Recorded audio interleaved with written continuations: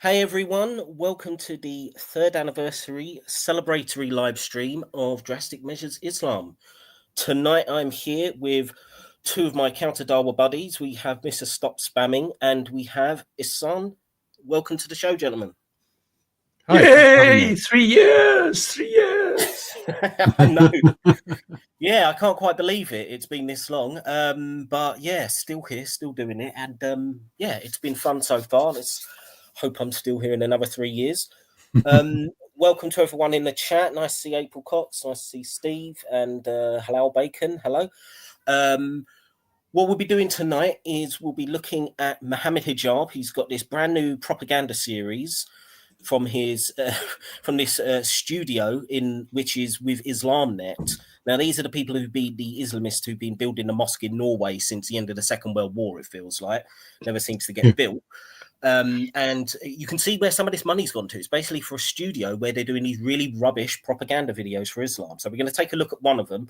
And this is about anti-Semitism in Islam and the status of dhimmis. And Mohammed Hijab does a really, really bad job of it. And it should be a bit of fun, really. There's just a couple of notices I wanted to say before we start. Number one is that I will have memberships and Patreon activated in the next couple of days, since I have been getting more donations and there are people who want to support the channel. So I will be putting that up soon and I'll have a community post about that. And I'll be doing some extra videos for anyone who signs up. So to say thank you. The second notice is I've now got agreement with Mustafa, who runs the Gin and Tonic show, for me to actually do some shows over there. Should be starting at some point next month. So anyone who knows the Gin and Tonic show, it's been on hiatus for a while. It will be returning with me as a host, at least on a temporary basis. And I should have with me Stops and also Ihsan for at least a few of those shows and maybe some other people as well. So looking forward to that. And I will put notification up about that also. With that in mind, I think that's everything that I wanted to cover. So, gentlemen, unless there's anything else you'd like to add, any stories, any funny things you want to mention, or do you just want to jump straight into the video? Well, we're on the last days of Ramadan, so I think it's worth mentioning that we've managed to somehow survive this month. I'm hoping that my inbox is going to be a little bit lighter now because Ira has been bombarding me with big emails. What do you call big emails? E-begging. Like crazy, like absolutely crazy, asking for money, with the weirdest promises, with the weirdest, I don't know, connotations, and it's crazy what these guys think of just to have an excuse to ask for money. So I'm hoping that's. I've seen a lot of that. Oh, sorry, go ahead. Yeah, no, sorry. See, I've been seeing a lot of that. I've been quite captivated by the conflict between Hamza of Hamza's Den and Brother Haji, who's another prominent Muslim, and he's done some really stinging videos of Hamza and his e-begging and how he's such a useless businessman and spending way much more money. He's calling him Scamzer and all that. It's been like really Scamzer, yeah. I love some of the names that have come up, and this has come up from his own supporters. Like I've seen Scamzer's Den, Hamza's Gambling Den. I really like that one as well. And these are coming from Muslims on his own channel because he's pissed off so many of his own supporters now, and he's really been getting and he just keeps doubling down on it. And the funny thing is, I saw a comment by one of his supporters. Apparently, he's also now said he's not going back to Speaker's Corner ever again.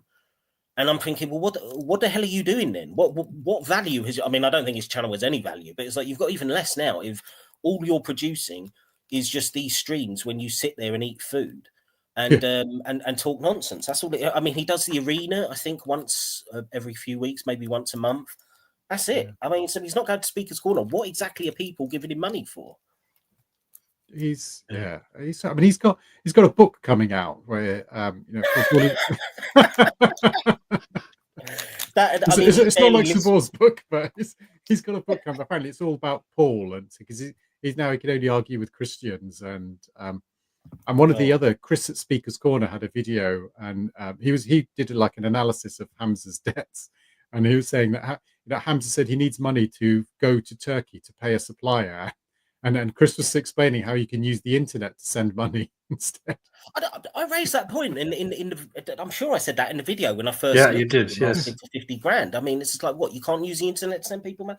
Yeah, it's just him having a jolly up around the Middle East, isn't it? And it's just pathetic. But Mohammed, well, actually, just before we start the video, we shouldn't forget that Mohammed Hijab himself has also been super begging. Now, I was going to show a couple of short videos before we got into this, but I can't find where I've saved them now. But essentially, he's got two videos. One, to keep Sapiens Institute going, because apparently it's on the brink of destruction.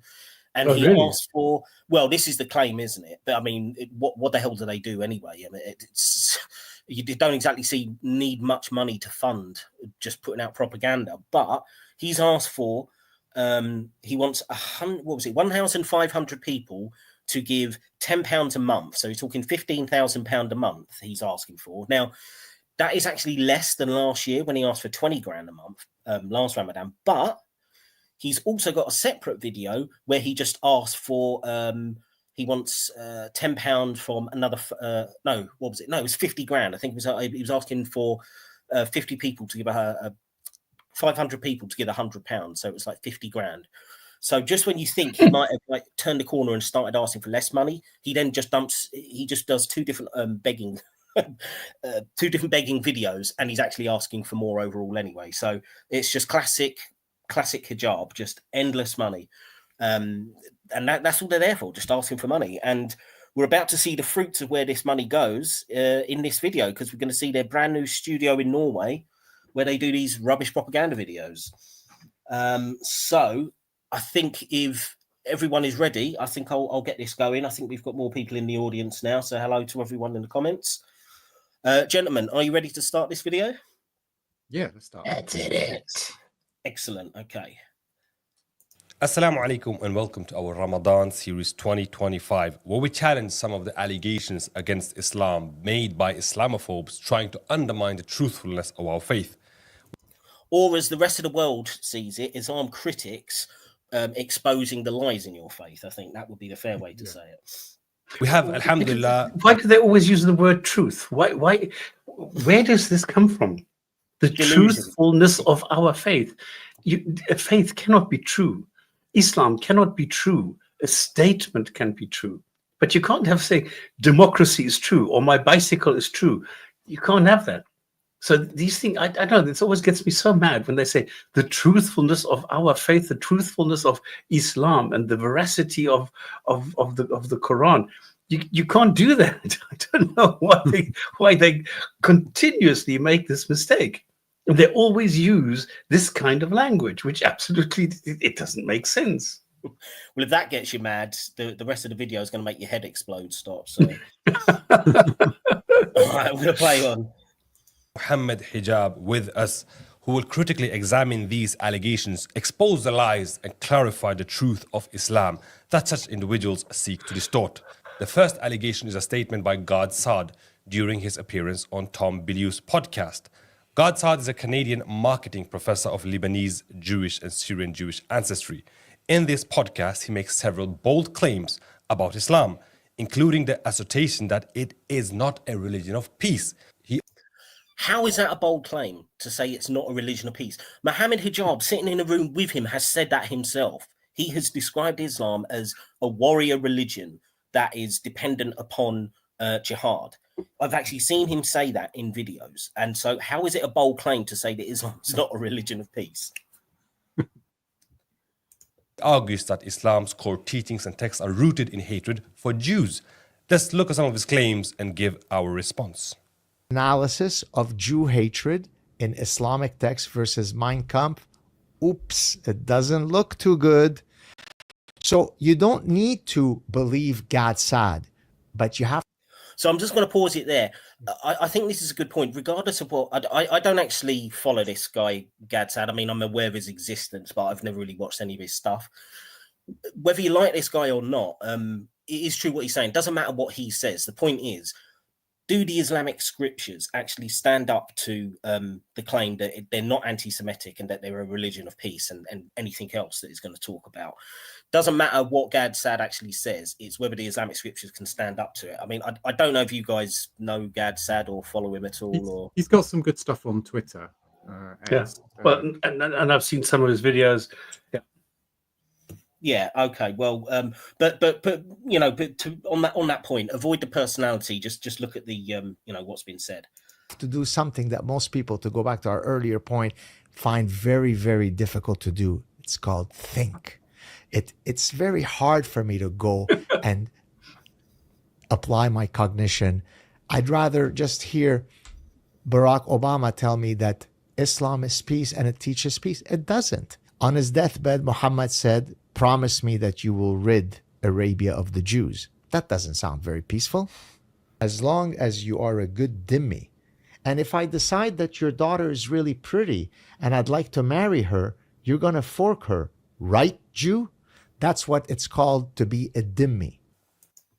That last bit, I don't remember. I don't know if he's actually quoting something. Does that sound familiar to either of you? I've not heard that. No. What about you, Stops? Have you heard it? No, not as such that it says somewhere you go to a Jew and you ask for his daughter, he has to give her to you. No, that I've never seen. Okay.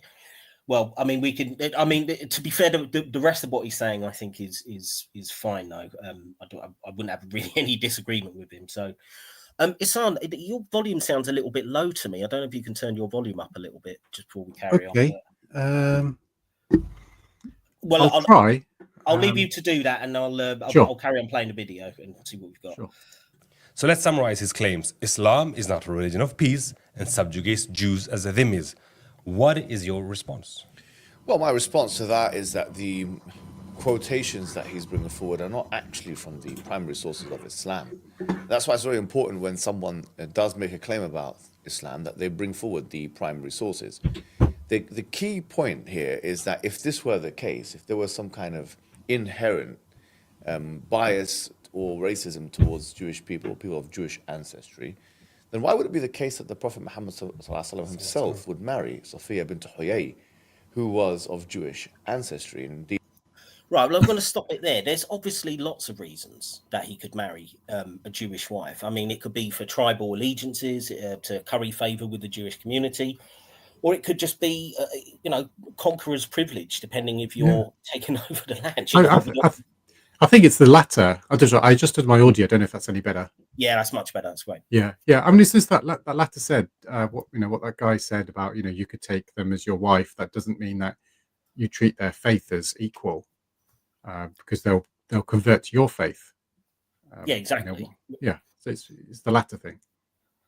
Yes, I think it's a complete lack of imagination, I think, on Hijab's part. They can't think that there could be any other reason that, he absolutely loves he loves Jewish people because he married one. So, well, ultimately your goal is to conquer them. So it doesn't sound like a loving act to me. Anyway. Hijab only does one thing, and that is twisting words. And this is the only thing that he knows. This is the only thing that he does. I've never heard him do anything else. And this is the same thing here again. Because now he's playing around. Well, I mean, yes, all Jews need to be dhimmis. Well, no. All of a sudden, he has a Jewish wife, or a woman of Jewish origins, whatever that may mean. It doesn't really matter, does it? So well, yeah. It's not saying that every single Jew must be a dhimmi. It says you just need to somehow make Jews, I don't know, just make them seem less whatever, as compared to Islam. Now he's subduing a woman, which is perfectly okay, whether she's of Jewish origin or not. Yeah, and it's and as Quran only fan said, I've just put, she was meant to be gorgeous, and maybe he just fancied her. Yeah. I mean, it could just be simply down to lust as well. We know that Muhammad was not above that. And there's another comment here.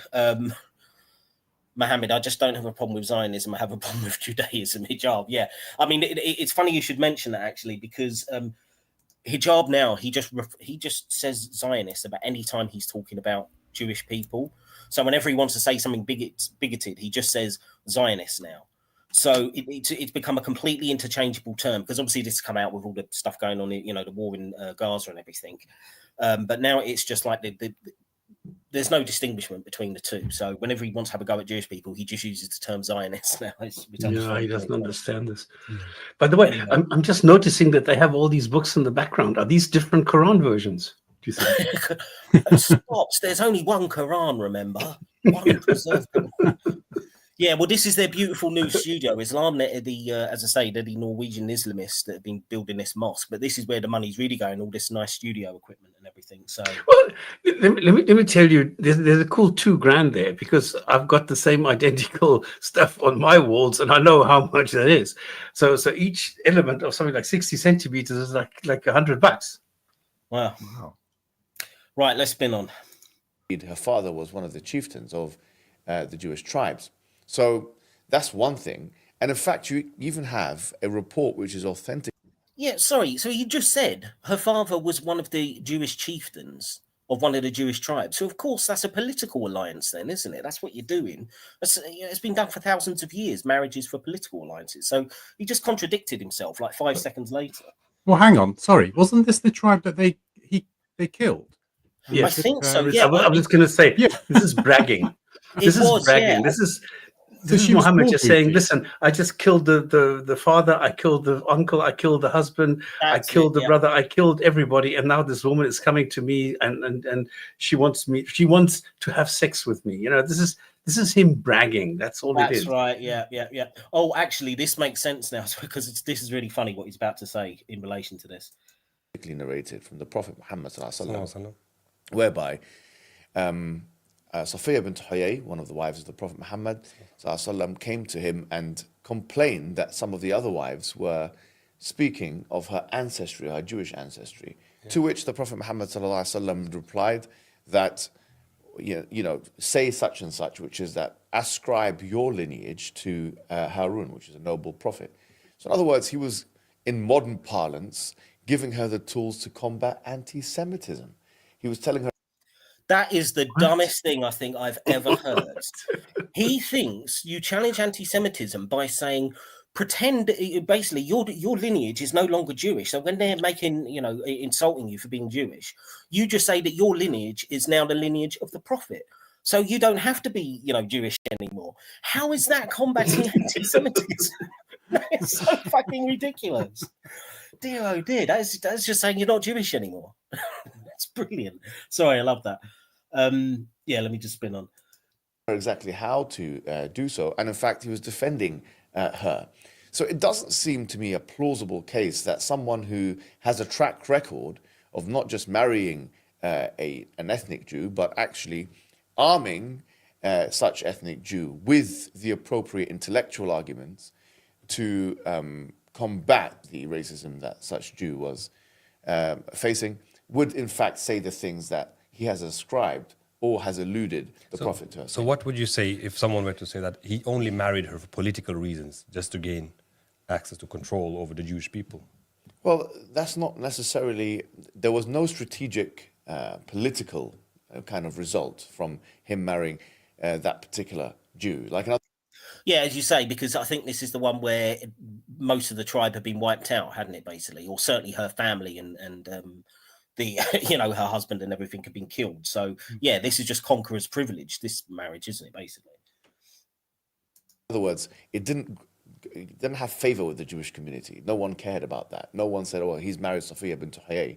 From the three major Jewish tribes, the Banu Qurayza, Banu Qaynuqa, and Banu Nadir, there were three major Jewish tribes at the time. None of those Jewish tribes in the Arabian Peninsula thought, oh, just because he had married such and such a person, now we have a more favorable view to him. So it didn't have... Well, how does he know that? I mean, that's just a statement he's made. How does he know that certain other of the Jewish community might have thought more favorably of Muhammad? Has he got a source for that? Or is it just he's just pulled that out of his backside? And how exactly does that show the veracity of Islam? Well, it doesn't. I mean, to be fair, this is more just about the, whether it's anti-Semitic or not. But this also kind of strikes me as the kind of argument. It's like, people say, "Oh, well, I can't be racist because I've got a black friend or something like that." It's Yeah, well, exactly. I Yes, can't be yes. anti-Semitic because I've got a Jewish wife I've married / conquered. It's not a persuasive argument to me. I think the tribes mocked him though, or something. Those Jewish tribes, they did mock him. So that's maybe one of the reasons why he had this ire against them.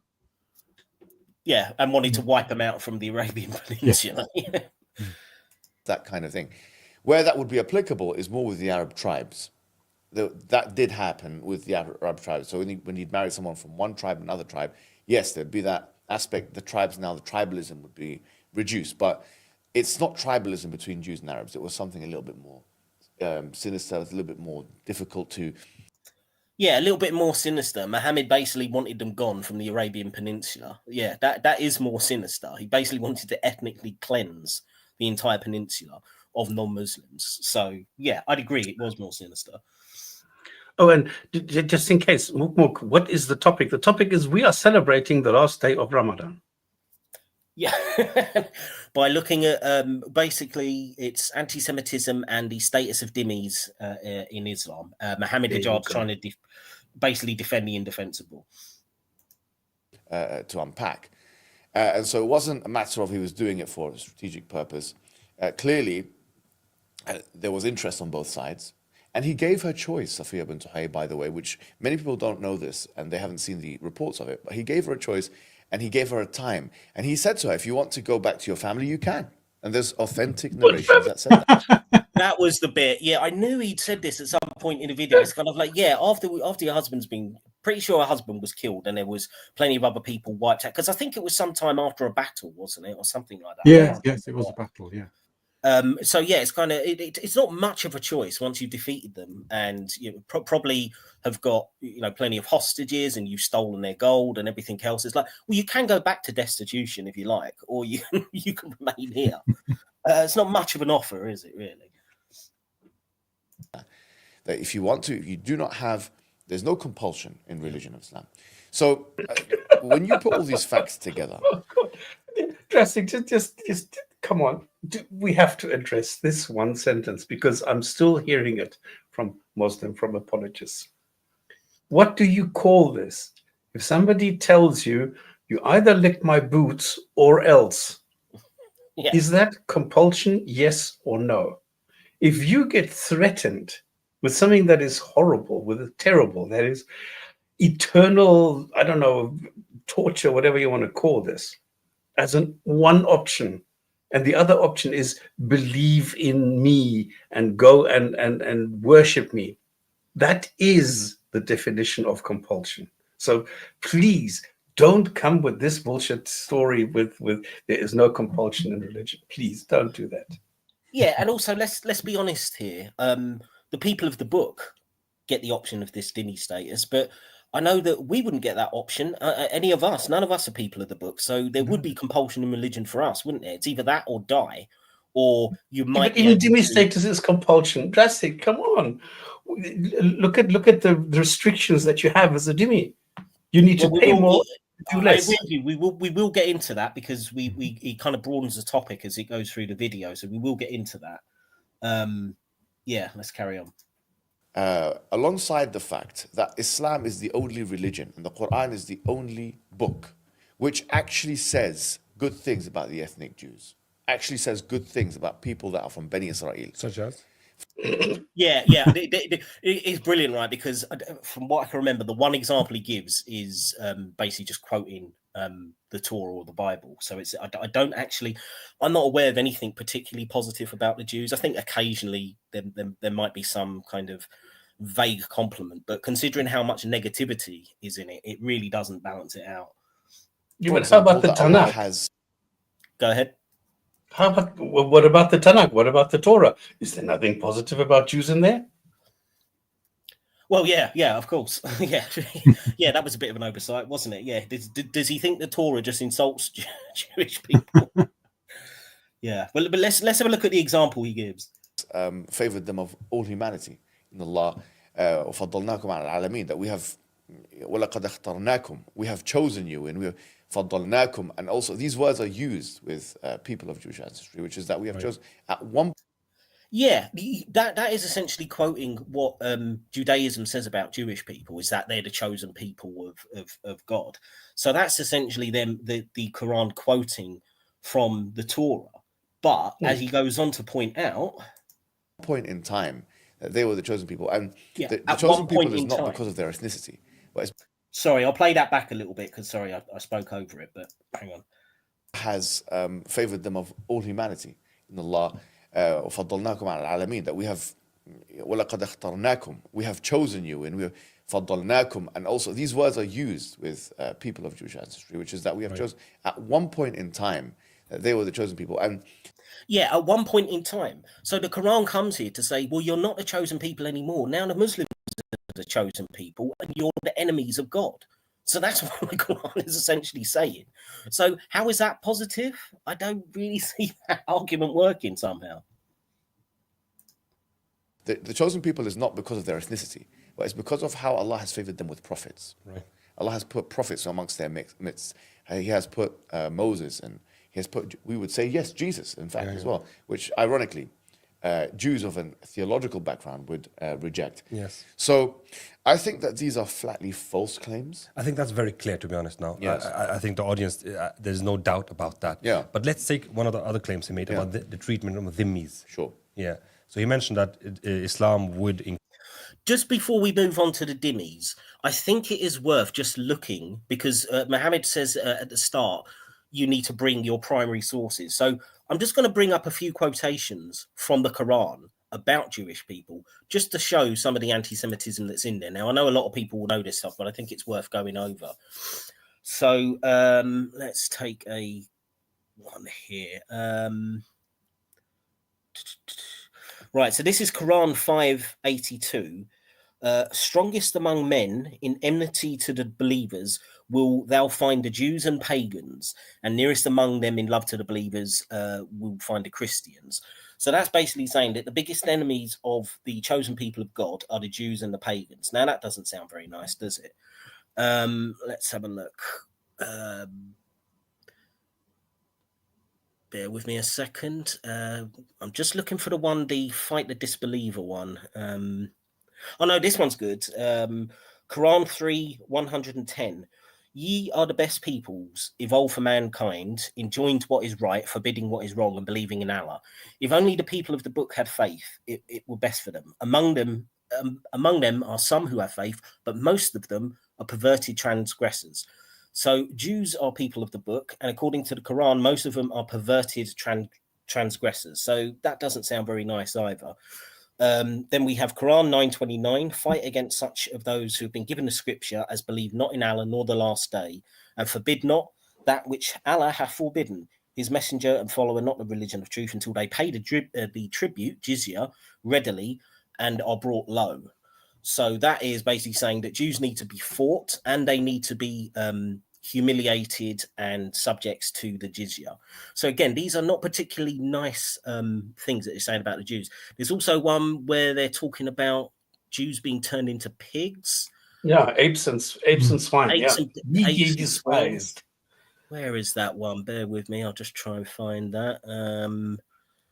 I mean, I know people probably be quite aware of this, but I think it's just, he acts as if critics of Islam don't come with the sources. And I'll be happy to put any links to these Quranic verses in the description.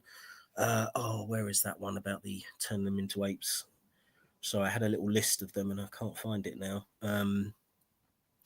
Well, I mean, I can, if you want, go and look, be ye apes despised. So that should give you very quick. Sorry about this, folks, but I think it is important to just get the Quranic verses for this. 265. Is it 265? Okay. Oh, yeah. And well, ye know these amongst you, children of Israel, who transgress in the matter of the Sabbath, we said to them, be ye apes, despised and rejected.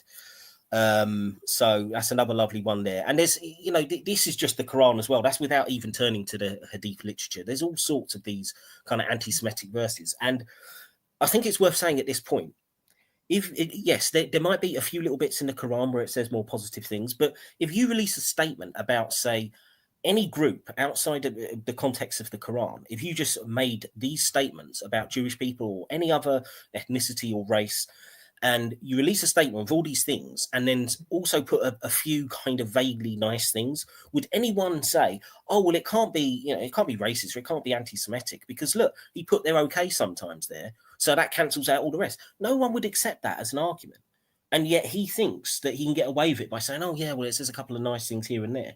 No, that's not how it works. If you're going to make these statements about Jewish people, it's blatant anti-Semitism.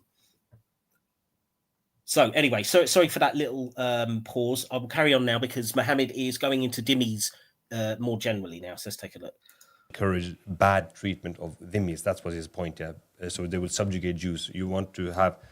So if there is a Jew, you would make him a subordinate citizen in the country. What would you say to that? Well, look, the thing is, a dhimmi is as an individual. There's 3 categories of disbeliever according to Islamic jurisprudence. Okay, one of the categories is a dhimmi. The other category is mu'ahad, and the other category is al-harbi. Yeah, these are 3 categories. MashaAllah, you're still here.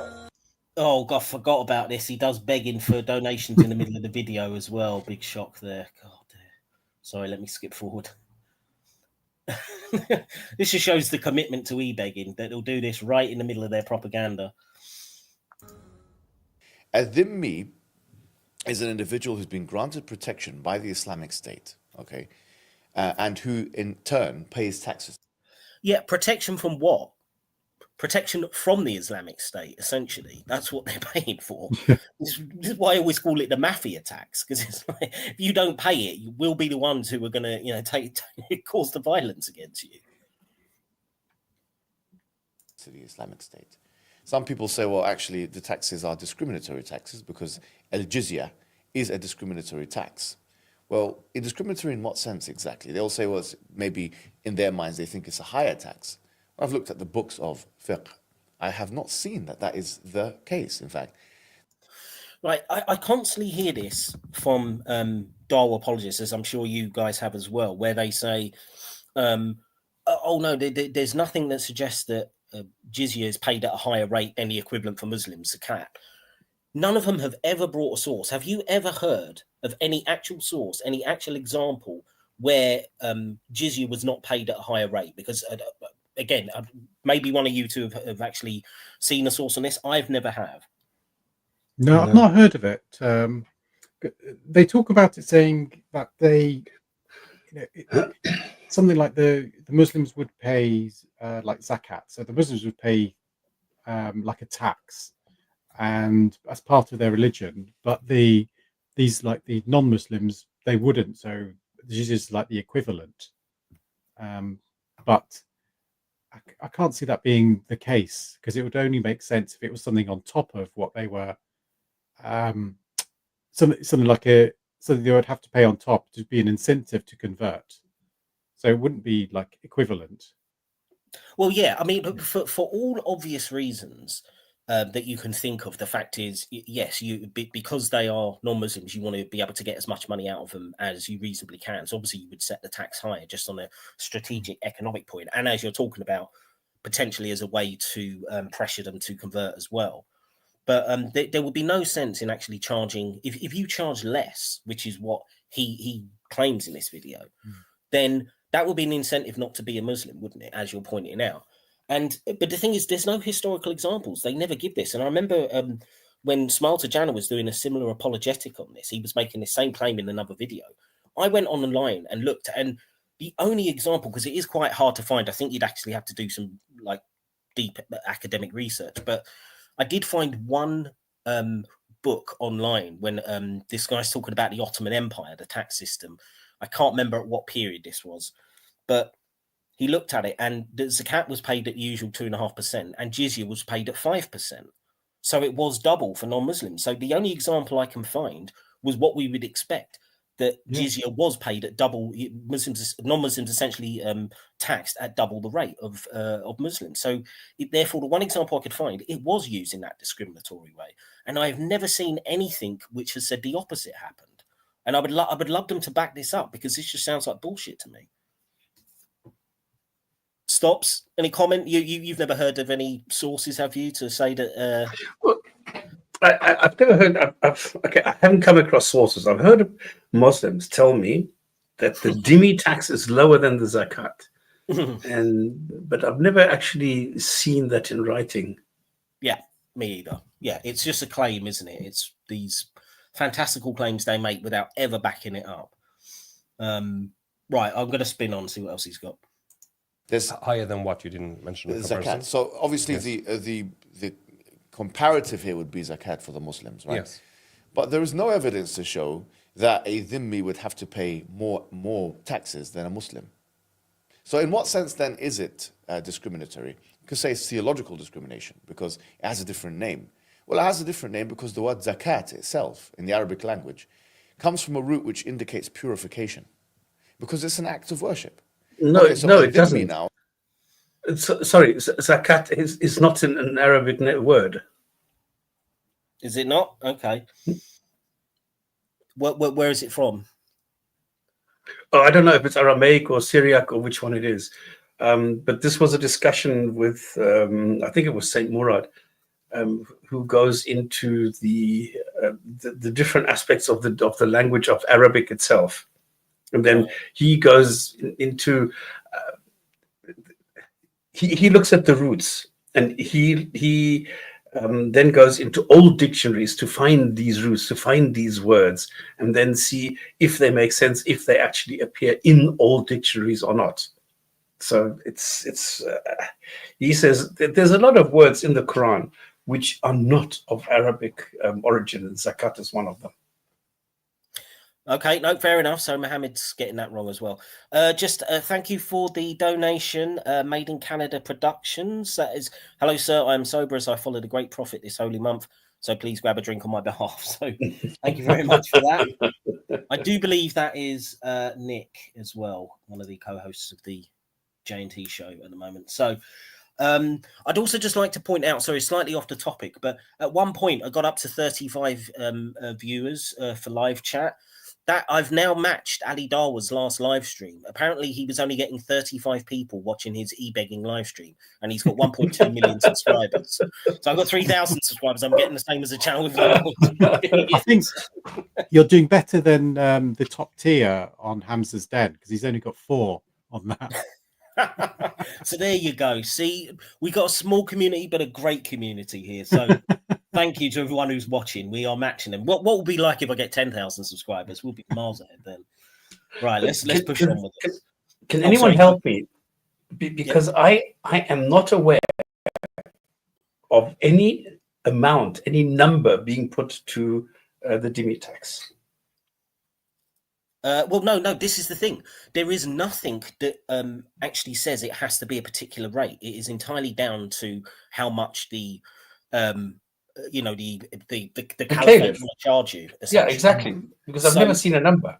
There's no upper limit. So this is the thing. So why would we expect, bearing in mind, if you can only charge 2.5% for zakat on Muslims, you're going to max out as much as you need to pay everything in the Islamic State. You're going to put that on the non-Muslim. So it could be, it wouldn't surprise me if it was 10% in some cases. It'd be nice to get some historical examples, as I say, but I could only find out one where it was 5% in the Ottoman Empire. But yeah, I can imagine it was probably a lot higher. It'd be interesting to see what it was like in Spain when the Moors had kind of conquered it, or different parts of the Islamic empires. It'd be interesting to see. But as I say, I think you probably have to get some proper academic kind of resources for that. I've had a look. Just had a quick search. It says 2.5% zakat rate, but jizya was variable. So there was no, it wasn't fixed at all. So I mean, in theory, it could be lower, but I've never seen an example. As I say, the one example I found, it was higher. So, anyways, let's move on. See what else he's got. Who's engaging, who's paying jizya? He's not paying something which we consider to be an act of worship. He's paying taxes. It's an economic thing, and that's something we do in the West. For example, we are Muslims. We pay taxes in the West. Yeah, but you pay it at the same rate as anybody else. That's the point. That's why it's not discriminatory, for fuck's sake. It's not like Muslims have to pay like a higher income tax or something. It's always at the same, regardless of your religious affiliation. I mean, obviously, it's going to vary depending on your economic status, but it's not going to vary based on whether you're a Muslim or a Christian or a Jew or an atheist or anything else. So that's called fairness. And the other thing is, I always ask them, well, what do you get in return? And the argument invariably is that, well, because you get protection. Well, protection from what? Well, from people who are attacking you. I said, well, what if nobody attacks me? Well, you get the peace of mind that if somebody does that, you're protected. And I think that's so a good point, weird. Actually. Yeah, that's a good point. Yeah, because bearing in mind, there have been non-Muslims living in Muslim kind of majority land. Something terrible. All the way back for 1400 years. And if you're right in the center of the most, like say you're right in the center of the Ottoman Empire as a non-Muslim, you're probably going to be pretty safe from attack. I mean, the Ottoman Empire was around for 600 years, so you could have lived your whole life not being attacked, and you're still paying this protection money. So yeah, it's a bit of a racket, isn't it? So what really is problematic about the fact that you have non-Muslims in a Muslim land that have to pay some sort of taxes? And in fact, in many cases, if not, I would argue most cases, that would be less than the zakat and or the sadaqah that would be paid by the Muslims. Maybe some of the... Yeah, and you'd need to provide some fucking, some backup for that. You can't just make that claim. You say it. Yeah, who cares what you say? Where is the receipts on this? Points that they could make is that dhimmis have lesser rights. In what sense? Political rights, as an example. Yeah, well, there are some things which the dhimmis will have lesser rights in, but right. So he's just admitted it there. He is on here to basically defend this dhimmi as not being oppressed, not being exploited, and the first thing he says is yes, they will have less rights.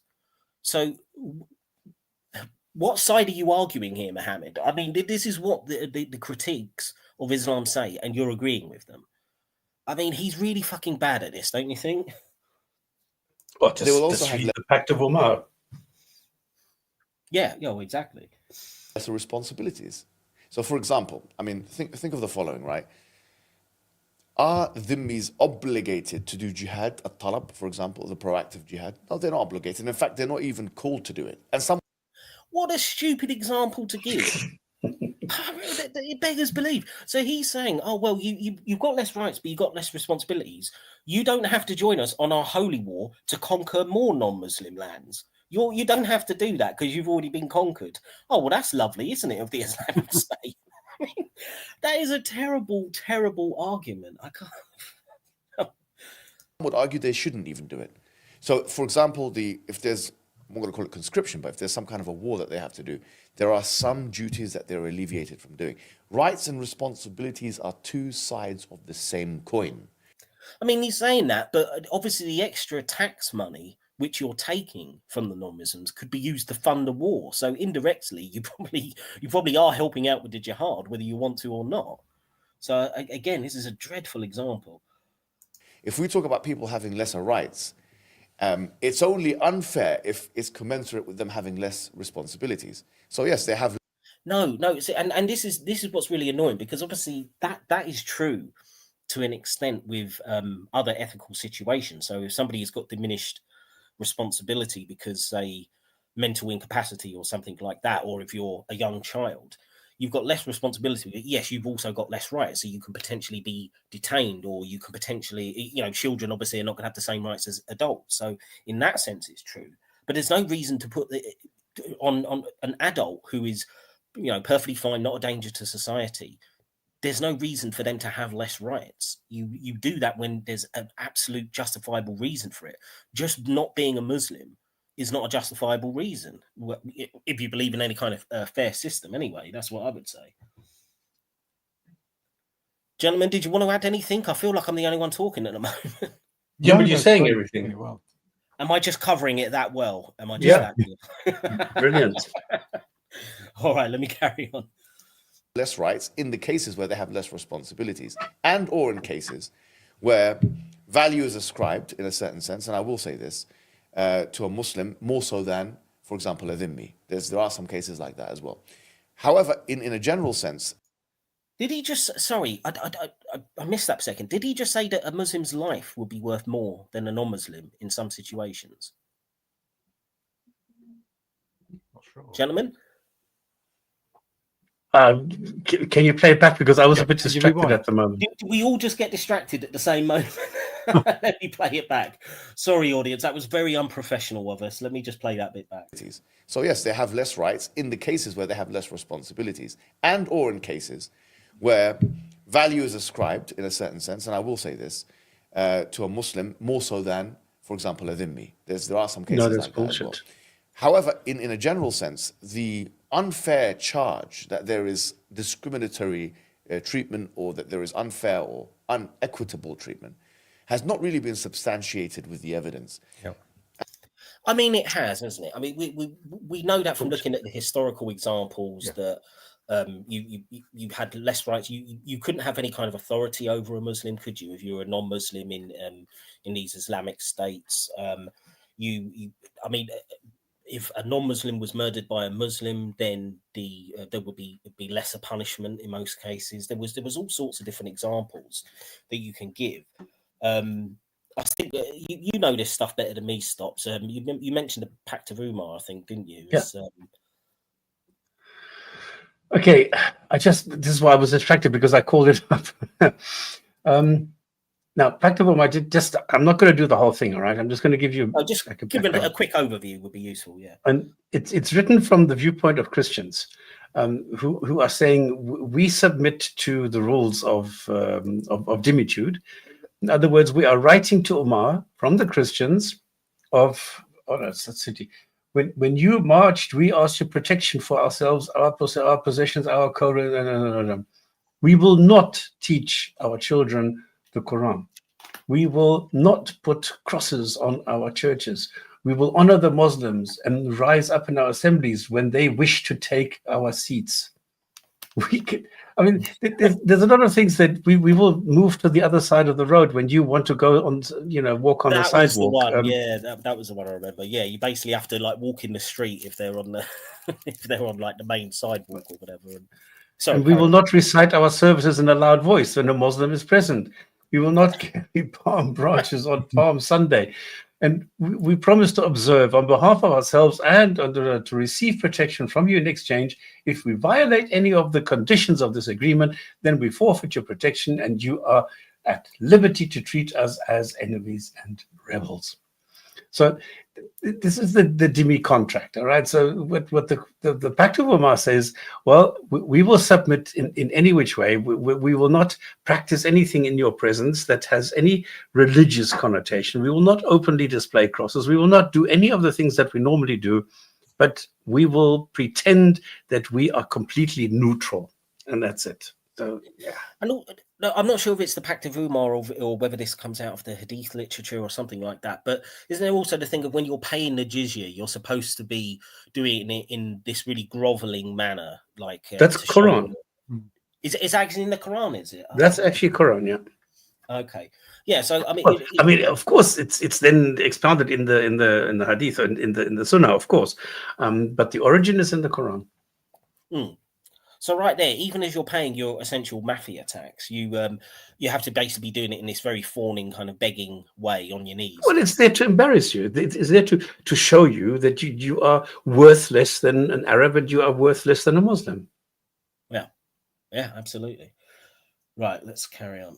And so I would say that in fact, there's many hadiths of the Prophet on how to treat a mu'ahad or somebody. Mu'ahad in the hadith, by the way, includes the dhimmi.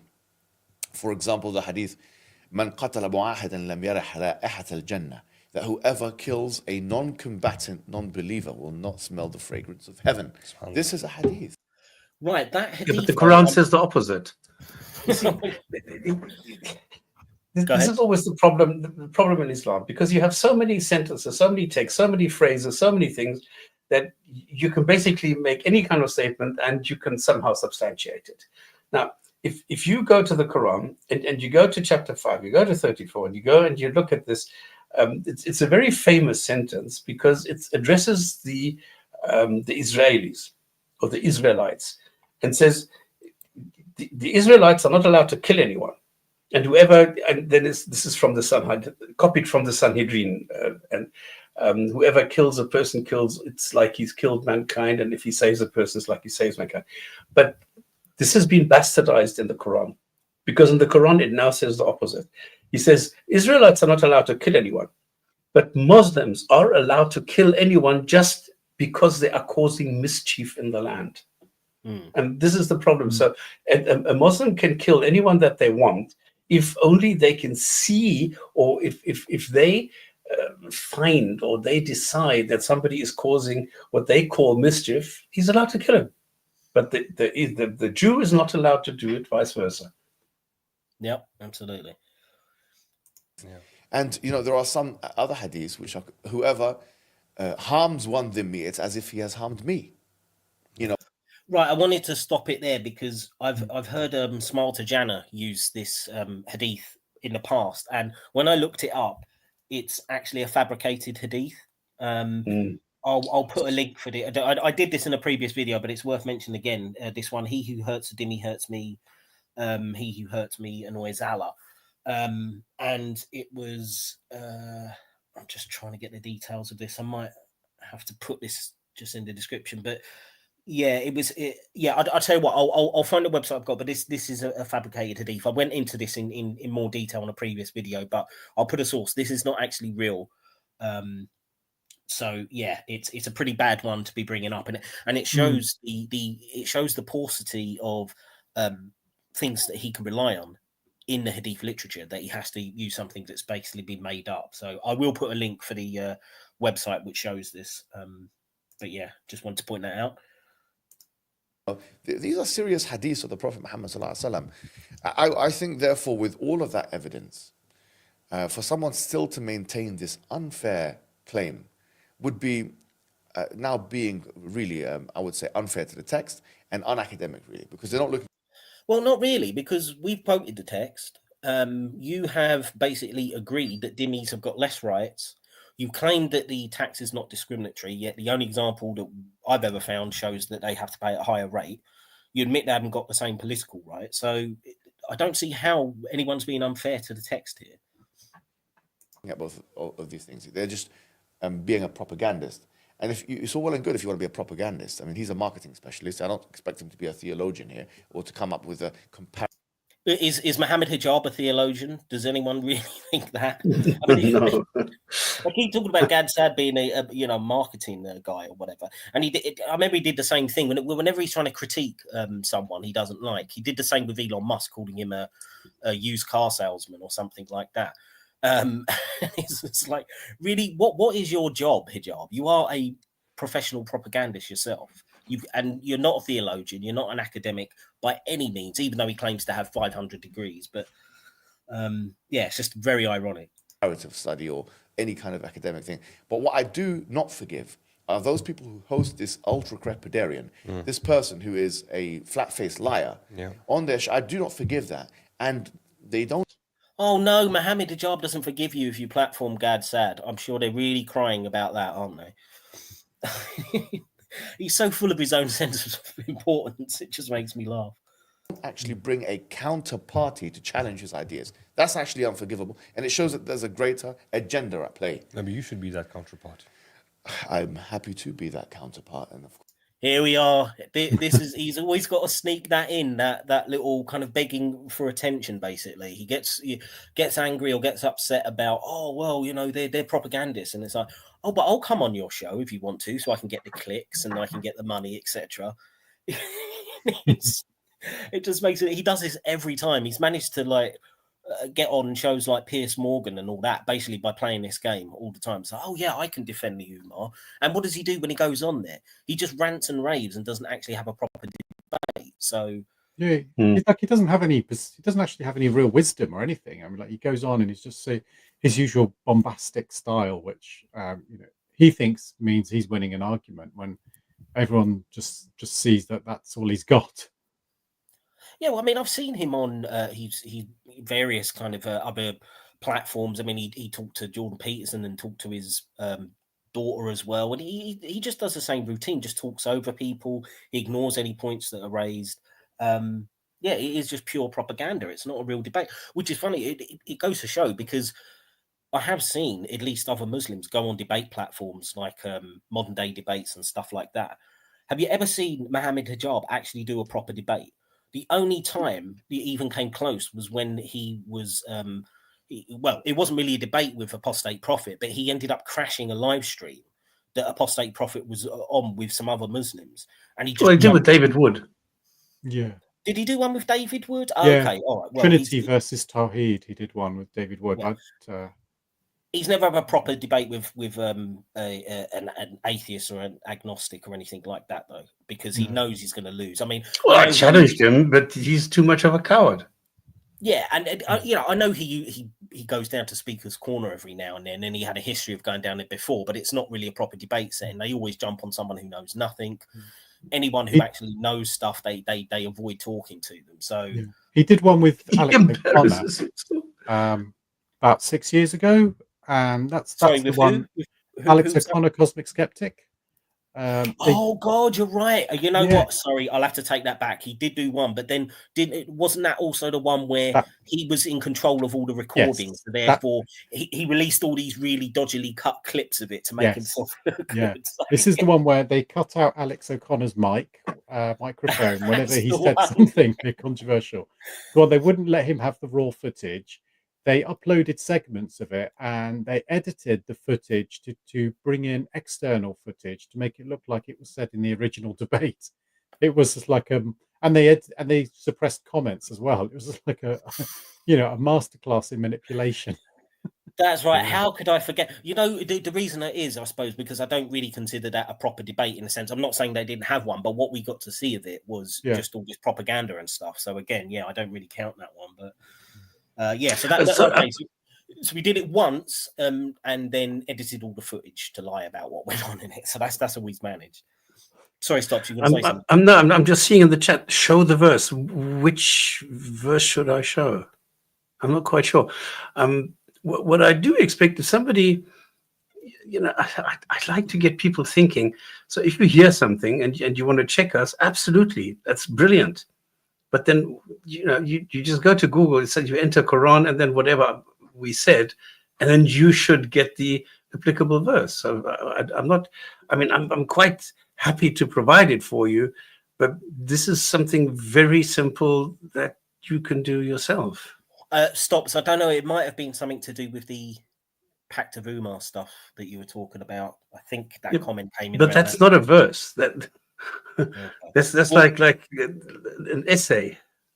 Well, Mook in the comments, if you want to tell us what particular verse you were talking about, I mean, maybe we can pull it up, but I'm going to spin on anyway on the video. Yeah, okay. Of course, I have been in many situations and debates, but there's a reason why they don't want to face this, is because they know that every single point that can be made has a counter-argument. Yes. They would rather their audience not hear those counter-arguments. See, I would have loved to see him say all this crap in the debate, because he's basically arguing the other point. He's arguing against Islam, as far as I can see, with the stuff he's put out on his videos. I would have loved to have seen that, because he'd make a fucking fool of himself. True. Yeah, and what he's saying is not true. Like I was on a stream with Hamzat Sources and him, where they were challenging atheism and said, where is it rational? And I went on there and I said, of course it's rational. It's what you use. We use your brain and blah blah. And then he went into his game of semantics, because there's no counter argument to using rationality. I think I clipped a bit of that debate, and I think I uploaded that as a video on my channel actually. So yeah, wasn't there? There was about 5 of them, wasn't there? It was just right. Yeah. Jazakallah khair for your great answers to those allegations. I think they have been refuted. MashaAllah, tabarakallah. Then you're deluded if you think that Mohammed Hijab refuted anything there. I mean, that is just total delusion. He's basically agreed. He's agreed with the propositions, but just said, I've won somehow. I mean, fuck it now. And to continue this kind of work, to record these professional videos as we are doing right now, we need your support. This first episode of this Ramadan series is inshallah the beginning of something great. Yes. Yeah, it's really not the beginning of something great. I've looked at I think they've done 4 episodes now, and I'm probably going to review one of them, because they're talking about kind of the R word. I won't say but the R word in Islam, and sexual violence and stuff like that, which I probably will review. The other 2 was basically challenging Christians one of them, which was you remember that guy Nabil? He was David Wood's mate. He was an ex-Muslim that converted to Islam. Oh Yes, yeah. But didn't he die? He Yeah, he did. Yeah, did, he yeah. died. He died a number of years ago. Yeah, I think he had Yeah. stomach cancer or something like that. It's quite sad. And they basically like pick a clip from him from 10 years ago, saying something vague about Christianity being a better religion, and then they spend a few minutes basically just insulting him. Like they're actually laughing. Like at one point they say like, "Oh, I think I think the worms are eating him in the ground now, so we don't need to worry about him." Really, really classy thing to say. But then they spend like 2/3 of the video then just begging for money. So they barely address the issue anyway. So these videos are awful that they're producing. And this last bit is just them begging for money again, which I'll play just, because it's Ramadan, we got to see some e-begging, haven't we? So We'll inshallah be recording multiple episodes like Yes. these and multiple series in the future as well, where we will be challenging many of the allegations made against Islam. And if you guys take a part of this ajr by donating to help us produce this content and to combat these Islamophobes, you will also be sharing in that magnificent reward. So this is brilliant, right? So what they've done, normally when they're doing this e-begging, they'll say, like, particularly for building a mosque, they'll say, look, every person who comes in here and prays, you'll get the reward in heaven. Everyone who we convert to Islam, you'll get the reward. Now, apparently, Allah wants to give you rewards in heaven if you pay them to do propaganda videos. So we're not even talking about praying anymore or anything that's like connected to actual devotion to Allah or anything. It's just like, give us money to produce these videos and you'll get a bigger house in Jannah and a couple of extra virgins or something. I mean, this is the emotional blackmail that goes on. They move further and further away. So just like, you'll be better in heaven if you just give me your bank account number. And it's just for anything now, for anything. I mean, clear Hamza's debt, clear Hamza's business debt, and you get, you get an extra story on your house in heaven. It's just, oh man. But I question the whole concept here. Why would a god, if this is a god, right, why would a god require human beings to tell other human beings what this god actually wants? Why can't this god do it? I mean, shouldn't a god be better equipped to, I don't know, to give me the idea or to give me the conditions under which I will be rewarded with a reward as such? Why would this buffoon go and sit there and say, well, if you give me money, you're going to get a reward in heaven? Who the fuck is he to tell me anything about his God? Well, exactly. I mean, So yeah, but stop. Scam.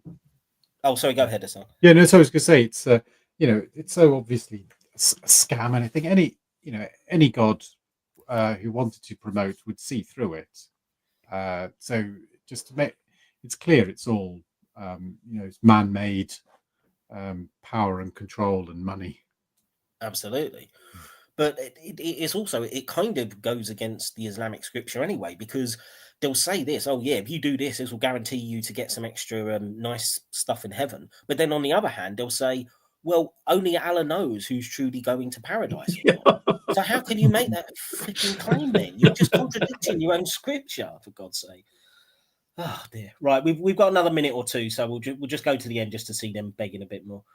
Absolutely. And I just want to add to that, actually, is, I mean, they are putting millions into the Islamophobia industry, the anti-Muslim industry, the anti-Islam industry. They're putting.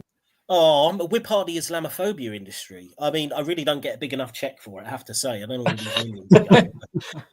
Yeah, why does he say they need money anyway? For what? Why would he require money? For what kind of expenditure does he have to go and sit there for half an hour? Well, with Mohammed Hijab, well, bearing in mind this is in Norway, so you've got his plane fare, his his hotel, all his nice meals and stuff. So that's what you need. Yeah, we have internet. In terms of Mohammed Hijab, I saw him doing a video where he's gone off to Lithuania. He's having a holiday in Lithuania and saying, "Oh, this is a country with the lowest number of Muslims." It's like, well, what are you doing there for? And he's just walking around the street saying, "Oh yeah, one day we're going to get build a mosque here and stuff like this." It's like, how much of those donations has gone to him? Taking a flight out to Lithuania and hanging out there for a week or whatever he was doing. How is that helping Dawa even? I mean, it's just... what's this like counter Dawa industry he's talking about? Most of us we've all got question. our own jobs and we just do this at home in our spare time. Well, Isan, that's a very good question. And from what I remember in his video, this really will make you laugh. The example he gives of the is anti-Muslim kind of a business. Yeah, let's just take a look. Millions into it. They've got massive platforms. Now, alhamdulillah, we've got some big platforms as well. But let's be honest, it doesn't compare to their biggest platforms. It doesn't compare to Joe Rogan's platform. It doesn't compare to Joe Rogan. Apparently, Joe Rogan is part of the Islamophobia industry. What the hell is he talking about? I mean, Joe Rogan. I mean, yes, he's got probably the biggest podcast in the world, but when does he ever talk about Islam? I mean, most of his stick is like, what, doing MAGA Trump politics or talking about conspiracy theories and stuff like that and getting stoned. That apparently is part of the Islamophobia industry now. I mean, what is he talking about? And I mean, also, again, the sense of delusion that he thinks he would ever get as big as somebody like Joe Rogan, I just find hilarious. He really does. I mean, again, he has got like over 1 million subscribers. Yes, I mean, I'm not diminishing. He does have an influence, but when's the last time he got 1 million views on a video? It's very, very long time ago. I think probably when Andrew Tate converted and he got an interview with him. It was like Grifters of the World Unite. He normally only gets tens of thousands of views on his videos. So, yeah, are you really going to compare yourself? You really think you're going to get as big as Joe Rogan? What a joke. But yeah, just the idea that apparently it's basically any non-Muslim apparently with a podcast now is part of the Islamophobia industry. If you're saying that Joe Rogan, if you're not a Muslim and you use the internet, then you're trying to bring down Islam. to their media, mainstream media and stuff. We are trying our best to disseminate this information, but without the people, we can't do anything. That's why it's so important that they realize that this is their best chance of having a voice. Without this, they have no voice. There is no voice.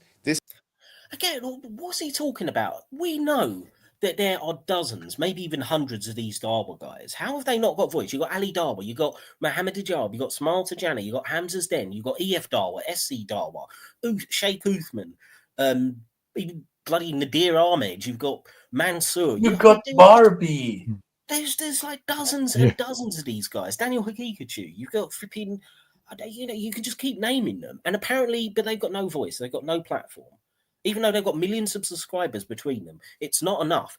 But the reason why it's not enough is because if you build this platform, you can keep asking for donations. And that's the real reason behind it. It doesn't matter he's sitting in a studio in Norway. He's not doing anything he couldn't do on his own channel. But it's just a way to keep begging. Sorry. Wait, while we're on the topic, Drastic, have you heard who's behind this Barbie girl? Oh, are you talking about Lily J? Yes. I don't know who's behind her. Because this must be like an organization like this as well, because I doubt that she's got the brains to pull this off all on her own. Oh, well, yeah, I think she is just another grifter like Andrew Tate. I mean, I don't believe that Andrew Tate is a Muslim in a million years, but he knew that he could get a new audience and make some money by claiming to be. And I think she's the same. I mean, as you say, it's not like there's any intellectual content. We went through one of her videos actually on a live stream, didn't we, a while back? It's completely empty. And most of her stuff is her just doing chat GPT things, like saying, so there must be somebody behind her. What does chat GPT say about Muhammad? Oh, he says he's the greatest man who ever lived. Or so, yeah, it's just absolutely brainless videos. And also quite a few people has exposed her as just like lying and like because I put in a few of those questions which she put in and I got different answers, so she's not even actually reading out the truth of what it says. But what about this guy in San Diego who got exposed for something now in San Diego? He calls himself a sheikh. He's been in London a couple of times. He's always in this white tent and molesting people. Yeah, that's Sheikh Uthman. He's the one. You're not talking about Sheikh Uthman, are you? Is it Sheikh Uthman? Yes. Yeah. What about him? Because I don't know the name Uthman. I know another name. But I forgot his. He's quite a short guy. I don't know if he's short or tall. I know that I've seen him. He was in Doha. He was in San Diego. He was in Speaker's Corner. He's all over the show. Farouk. Something like that. Yeah, Yeah, Uthman yeah, bin Farouk. That's Uthman ibn Farouk, yeah. There you go. So we're talking about the same guy, yeah. Yeah. And somebody exposed him of something now. I can't remember what it was, because I don't really go for this sort of. Yeah, there was homonym, but- explain. There was a couple of things. Firstly, he claimed to have been attacked, but there was no police report or anything like that. So there's the accusation that it was staged. And the other thing that's much more recent, that's actually got a lot more evidence for it, was one of the Muslims contacted him to try and sort out a marital dispute, and he gave him his wife's contact details so he could arrange some sort of mediation. And then a couple of days later, Sheikh Uthman told him that his marriage was over to this woman, and he was going to take her as a second wife. Oh yeah, I think I heard something about that. Yeah, there was something like this. This was so hilarious. What a surprise! I sort of kept bumped into this, and I thought, yeah, okay, what an idiot. I just want to say this is allegedly. I don't think any of this has been proven. Yeah, this is just what I've read verified, around. Yeah. Yeah. Okay. Okay, sorry. This was just by the by, because you mentioned, you rattled off all these names. Yeah. Well, to get back to the point, though, basically the point is that, yeah, he's claiming they've got no platform, yet there are dozens and dozens of these guys, all with their own platforms. And it's not really about having a voice. It's just about begging for more money. And the funny thing is, as well, this is proven because this Islam.net thing that's doing this mosque in Norway, I saw there was another video, I can't remember on whose channel it was, where they're basically saying like, oh yeah, well we've kind of developed it enough now that we can get people in, but we want to make it taller. We want to build another couple of stories on it, and we want to do all this other stuff. So this is probably going to take several more years. So keep giving us money. So it's just a never-ending like charity bucket, basically, to just go around and they're even using the money. Like I saw another video. Sorry to harp on this, but it's my 3rd anniversary, so I can do what I want. We've got yes, boss. There was a video. I think it was a Mohammed Hijab one when he went over there, and he was talking to the guy, and they were saying, "Yeah, what we've been doing is we've been putting all this money into buying property around the place." So it's like, hang on a minute, you didn't put that in the fucking advert when you were asking for money. So they're actually using it as like to invest in other properties and make money for themselves. And they've got some stupid excuse for why they're doing it. But so essentially you are funding these Islamists in Norway to buy properties for themselves under the delusion that maybe they're going to invest something into the Islamic community later. And they just brazenly put this out on a video. So it's just, but what can you do? What can you do when people are just this gullible? They're just going to keep sending them their cash. I don't know. It's just, anyway, sorry, rant over. Should we play the last little bit of this video? Go for it. This is the best chance. Donating to these, there is no better chance they can have to having a voice. Jazakallah khair. I think this Islamnet and Mohammed Hijab platform come together to challenge these allegations. I think this is the best platform. And inshallah, if we, the Muslims, can come together to build this platform to the biggest one representing the values of Islam in society, inshallah, millions of people will benefit from these. Yeah, I mean, millions of people will benefit. I'll tell you who they won't will only benefit. see how stupid you are.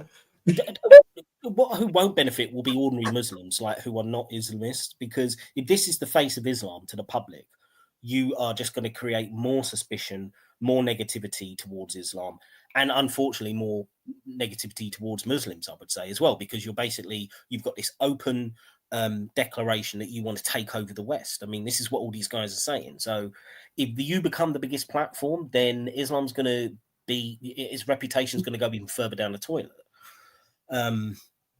So I think we've got about another 10 seconds of this. Let me just check these videos that we produce. So I think all of you guys, it's the month of Ramadan, should take part in this great cause and click the link now and give something for the sake of Allah subhanahu wa ta'ala, and wait that this will be heavy on your scale of good deeds. Wa barakallahu fikum. Jazakallah khair. See you. Yeah, that's the end of it. So that's just a little bit of an Arabic sign off. So we've come to the end of the video. Gentlemen, I'll contribute, but I'll contribute good arguments, not good money. Yeah, well, this is the thing. I thought what I'll contribute to this is debunking their stupid fucking videos. That's what I'll be doing. So, I mean, in a way, I should be glad because I'm sure this is going to be a goldmine of good material for me to do videos on because it's just so stupid. And everyone likes a good roast of Mohammed Hijab. So, in that sense, I'm all for it from my own kind of. From my So there's own 4 channel. more of these. Yeah, there are some more. They've already, as I say, they've done 4 of these. There's that I saw last time when I looked at Hijab's channel. But I think they're just going to carry on broadcasting after Ramadan and just doing more of these rubbish so-called debunks. And I'll be there to refute the refuters, basically. But Excellent. So you know what you're going to be doing in the next couple of weeks. absolutely. Well, yeah, I've got lots planned, actually. There's I don't want to go into too much detail now, but I'll be posting community posts about various things that, as I say, I'll be setting up the memberships and Patreons, doing some extra content. And yeah, we'll be doing hopefully some gin and tonic. Begging for money. Yes, absolutely. Begging for money. I just to say to everyone now, I promise I will not spend any money on flights to Qatar, or I won't be clearing any personal debt with it or anything like that. I won't be buying property with it. Everything will just go back into the channel. So, gentlemen, does anyone want to summarize what they've heard tonight? No, it's just more the same mistruths and twisting of some facts just to support their rhetoric. That's all. Yeah, pretty much. Yeah. I mean, I from my point of view, I just think that Mohammed Hijab came into this trying to deflect criticism that Islam is anti-Semitic and that it oppresses dhimmis. And yet he hasn't really given any evidence. And he kind of has, especially with the second part, the dhimmis, he's basically agreed that, yes, they are oppressed. They'll have less rights. But that's just great because it's God's plan, essentially. I mean, so the fact that they're kind of upset that these claims are being made when they're basically agreeing with them and they certainly can't refute them just makes me laugh. So, yeah, I thought it was one of the most terrible videos I've ever seen, but it was fun to debunk. What about you, Stubbs? No, it's very much the same as usual. Nothing new, just a lot of bullshit. That is a pretty succinct summary. Okay, then. Well, I don't think there's anything else. So I want to say thank you to Stops and Hassan for coming on. It's nice to have had this 3rd anniversary. Thank you to all the comments from people. Sorry, I haven't put many of them up today, but I've just been too focused on the video. But thank you to everyone who's shown up, who's watching, who is going to watch in the future. And keep an eye out for more videos, which will be coming very shortly. And yeah, I think I'll wrap it up there and I will see everyone in the next one. Gentlemen, thanks for coming on. Thank you. Brilliant. It's been fun. More. Honey, Good night, everyone. Honey, I like it. More.